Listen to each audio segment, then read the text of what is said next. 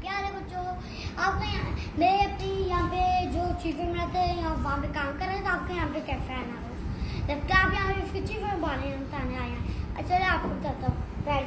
ये जो है ये पीवी होती है। ये फिर जो ये बड़ी वाली फाइल बड़े में नहीं करती और छोटी वाली फाइल छोटे में नहीं, बड़ी फाइल छोटी में और छोटी वाली फाइल बड़ी में।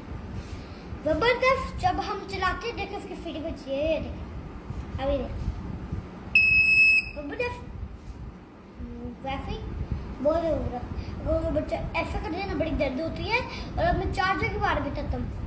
आज मैं आपको बताऊंगा कि चार्जर कैसे, जो भी चार्जर होते हैं ना, चाहे जो भी मोबाइल होता है उससे जल्द से जल्द चार्ज कैसे किया जाए। पहले उसका फंगा लगाते, फिर उसका डिब्बा, फिर उसका फटकर, फिर उसकी वो सेल बनाते, फिर उसका नाम है ग्रेफीन सुपर कैपेसिटर। गुड, जबरदस्त, गुड।